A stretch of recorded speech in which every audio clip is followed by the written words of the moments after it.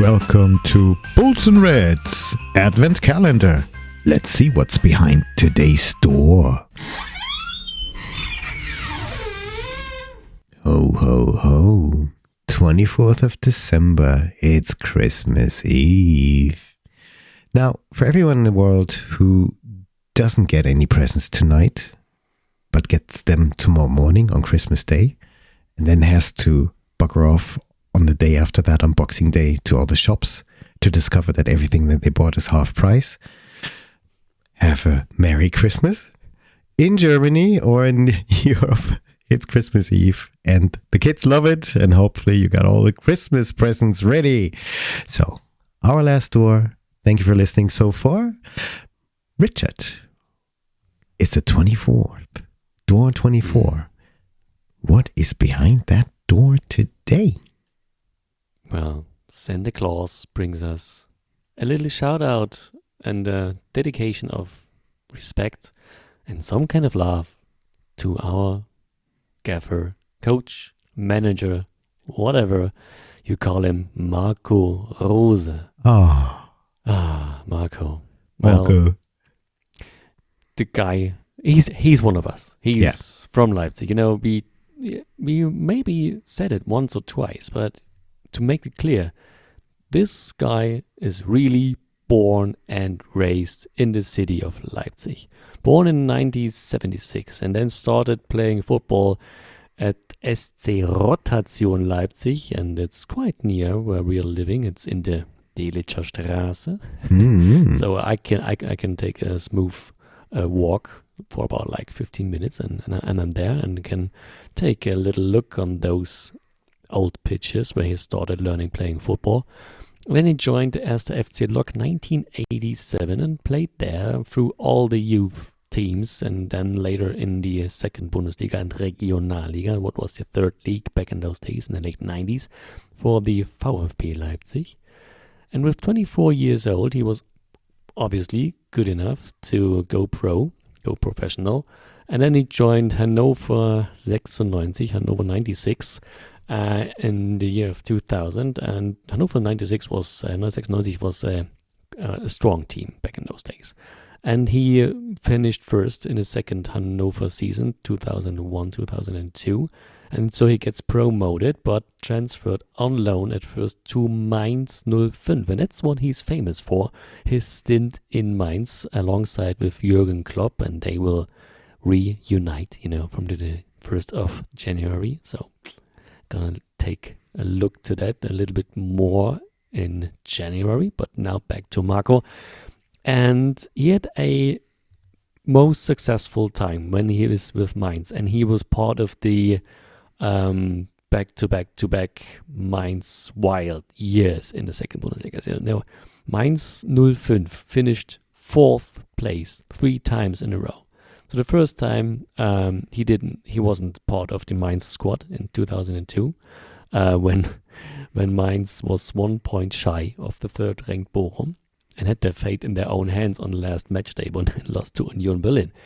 2003, 1 year later, with Rose aboard, they were equal in points with the third-ranked SGE Eintracht Frankfurt, but 1 goal worse. They had a 4-1 away win. I didn't remember the opponent, but Eintracht Frankfurt had a 6-3 home win, and so they needed only 1 more goal. 4-0 or the 5-1 would have done it, and Mainz would have get promoted 1 year earlier. And 2004, they needed a win on the match day 34 versus Trier and the loss or draw of Union Berlin at Wacker Burghausen. And that happened. And so there was a thrilling season ending 4 years in a row for Mainz 05. And then in 2004, Marco Rose, Jürgen Klopp and all those guys from Mainz 05 finally made it to the Bundesliga. And so he played 65 Bundesliga matches for Mainz, and of course a few more for the Mainz second flight. And I find a very interesting trivia stat. Mm-hmm. Are you ready? I'm always ready for something like that. Cool. Yeah. Did you know that Marco Rose is unbeaten as a player in Europa League matches? kind of crap question It's is shocking, that? right? It's shocking, yeah. So he has one match, one Europa League match on his record, and he played it with Mainz away at Sevilla, and they finished in a 0-0 draw, so he's unbeaten. But this poor guy never ever played a home match with Mainz 05 in international football. What a shame. You know, he reached some highs, but that one thing did not happen to him. So, and after he finished playing football, he started his coaching career at Mainz, of course. He was the coach of the second flight of Mainz 05. And then he turned back to his hometown Leipzig for the first time. So he became coach of the 1. FC Lok Leipzig in 2012. And I think they played Regionalliga. And I think it was the third tier, if I remember correctly. But he was only there for one season, because then he joined the Red Bull Universe, the Red Bull Cosmos, in the mothership in Salzburg. And kind of reaction did that over. spark? Oh, there was. They were.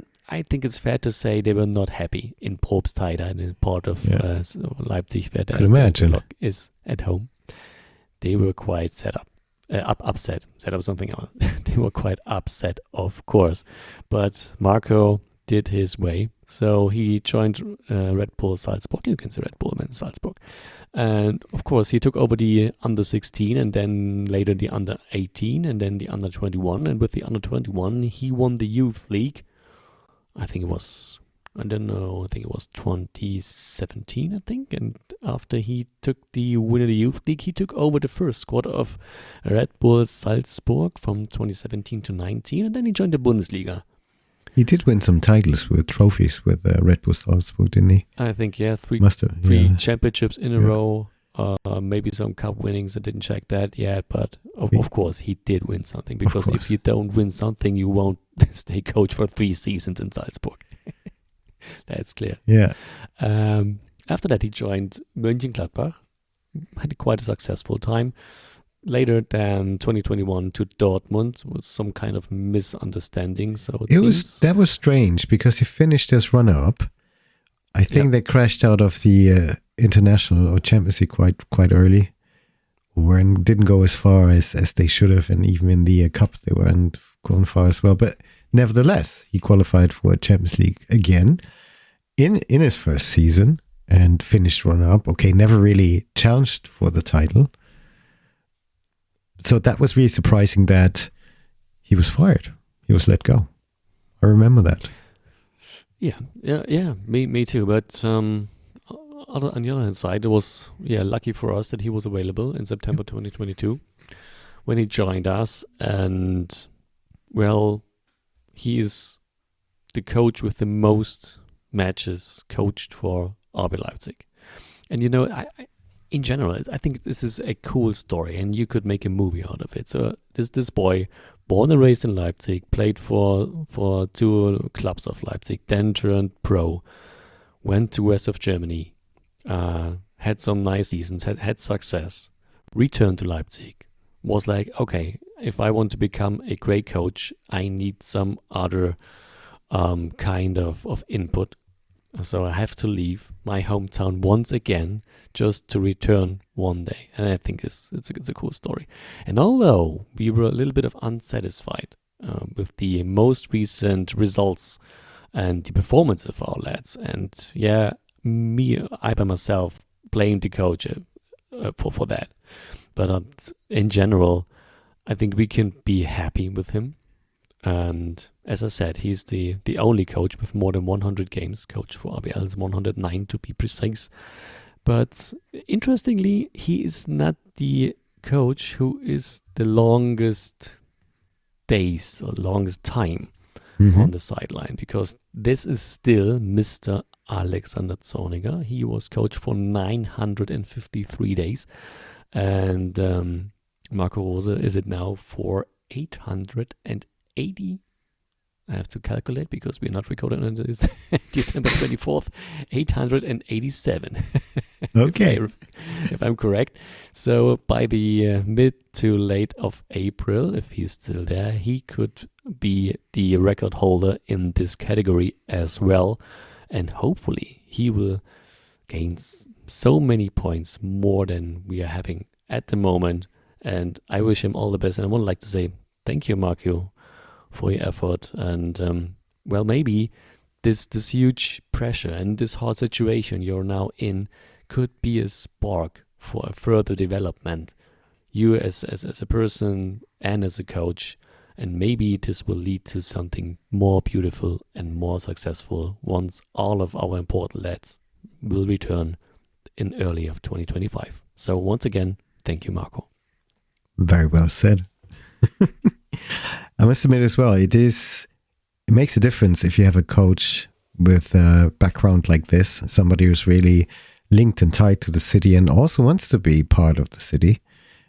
And I think, and that's how he comes across, he's really happy to be here and happy to be given a chance like this to work at Rasenballsport Leipzig, to be competing in the top level of the Bundesliga in Germany and also internationally as well.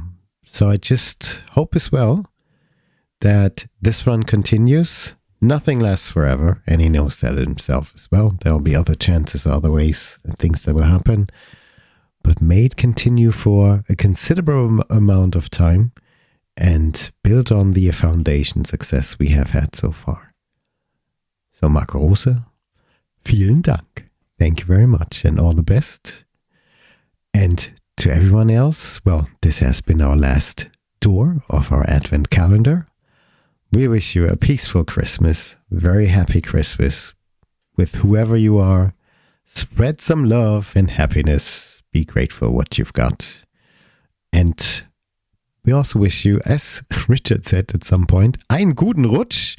And I know I lived in the UK and never could translate that, but loosely translated, that is, have a good slide, but don't fall down.